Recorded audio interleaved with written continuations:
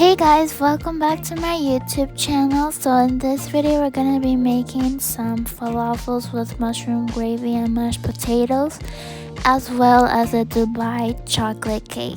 Let's get into the video. Starting off with the cake, our dry mix is gonna be some flour, sugar, salt, and cinnamon. And you're just gonna mix that until everything is thoroughly combined. A quick disclaimer, I will be leaving the measurements to both recipes in the description box below.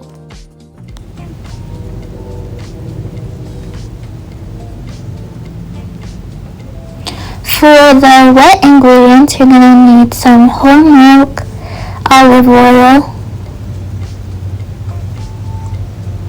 and some vanilla extract, and also 1 egg. And you're gonna mix that until everything is fully combined. Be sure not to overmix so that you don't develop the gluten in your flour, because it will result in a tough cake instead of a light and airy one.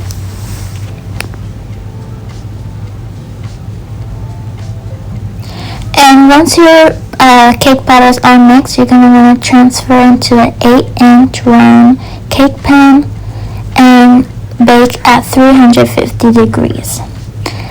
For the pistachio filling, you're going to chop up your kanafe dough and transfer that into a separate bowl.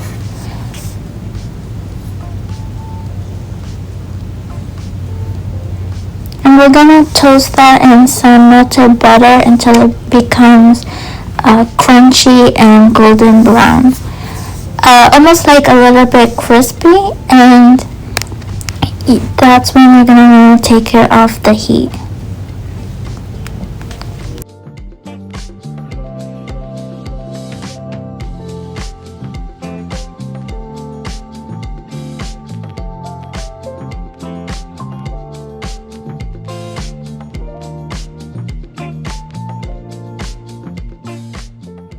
Continuing on with our pistachio filling, you're gonna wanna melt some white chocolate in a double boiler. Once your white chocolate is all melted, we're gonna mix it with our pistachio butter. I did decide to make my own pistachio butter, and I'll leave a video link in the description on how to make your own. But if you aren't interested in making your own pistachio butter, I will leave a link on where you can find some pre-made pistachio butter. To enhance your pistachio butter, if you are making it from scratch, I did add some vanilla extract, some almond extract, and also some orange zest. It just enhances the flavor. And here we are adding our katakifi dough that we toasted earlier. To make the chocolate ganache, we're gonna chop up some dark chocolate, and I also melted that in a double boiler. Once your dark chocolate is all melted, I did mix that in a KitchenAid with some honey and heavy whipping cream.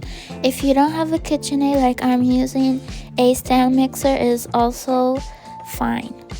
And here is how your mixture should turn out, and we're gonna chill it in the fridge until we're ready to use it. So this cake is a double layer cake, and to the base layer, to make the cake more moist, you can add some whole milk.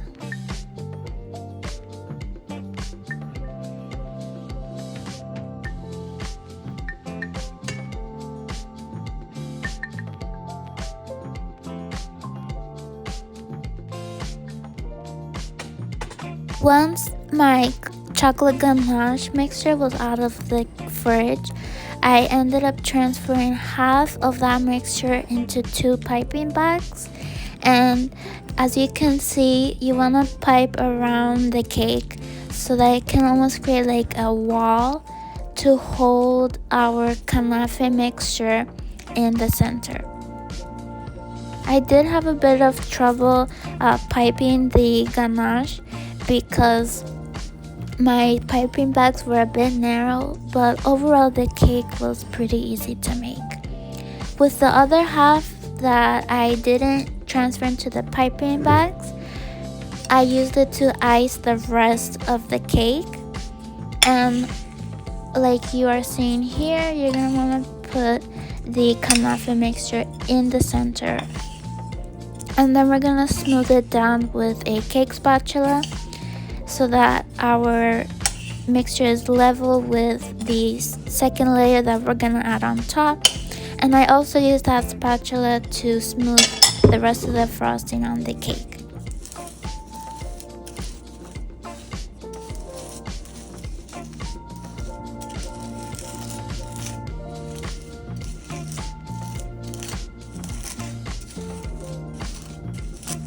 Now let's make some falafels.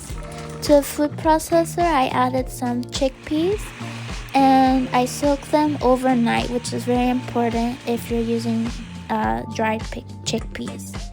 It's very important that you don't overmix your chickpeas, just because if you do, it might turn into a hummus consistency, which is not what we're looking for.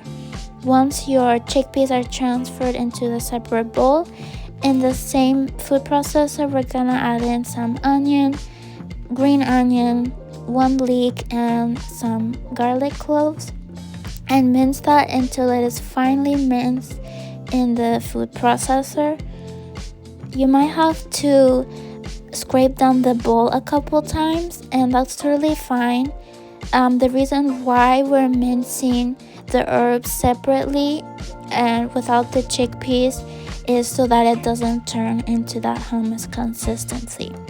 Once your herbs are finely minced, I'm adding here some cilantro and parsley, and again pulse that until it is finely minced. Once our herbs are fully minced, we can add in our chickpeas back into the food processor, and just pulse it for a few seconds. If it's not thoroughly combined, you can always just fold in the mixture by hand. You just really want to make sure that it doesn't turn into a hummus consistency.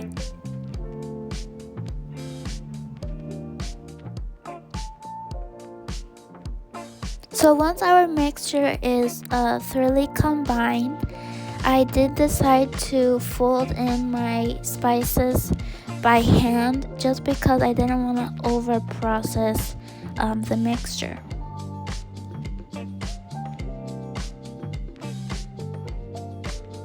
And we're gonna add in some salt.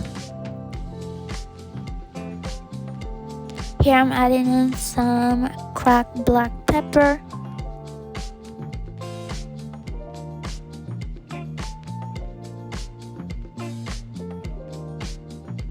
Next, you're gonna wanna add in some cumin, some smoked spicy paprika,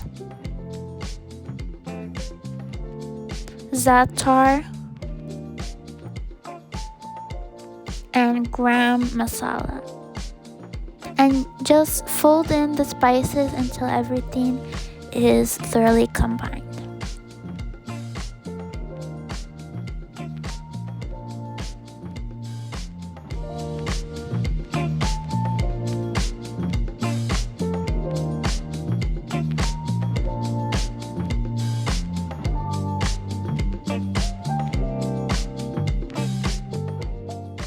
I did decide to air fry my falafels rather than deep frying them, which is the traditional cooking method. But here are my falafels, all shaped in the baking pan. Let's get into making some mushroom gravy. In a pan, you're gonna want to saute some portobello mushrooms with some olive oil, and we're just gonna cook those until they have released their juices and they're nice and saucy.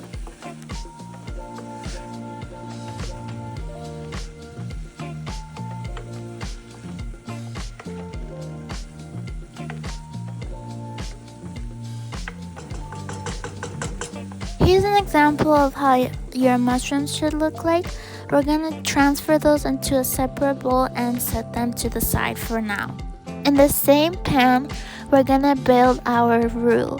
So we're gonna start off by melting some butter. Once your butter is fully melted, we're gonna add in our AP flour.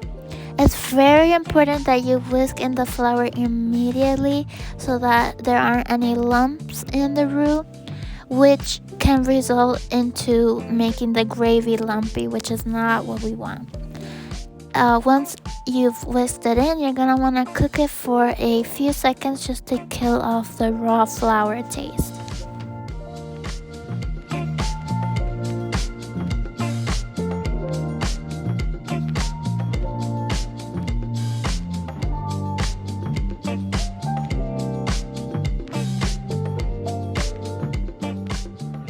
So now we're gonna add in our stock. I'm using veggie stock, but you can use beef or chicken depending on your preference.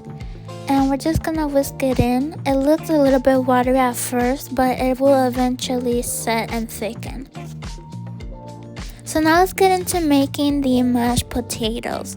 So I am gonna be using russet potatoes to make this mashed potato recipe. And I just washed them quickly before peeling the skin, and I cooked them in salted boiling water. And you want to poke them in with a fork, and if they are fork tender, that means they're ready. So once they were fork tender, I drained the water and added some butter and cream.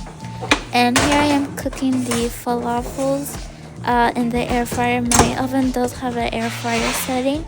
And here are the end results. Thank you guys so much for watching, and please subscribe and like.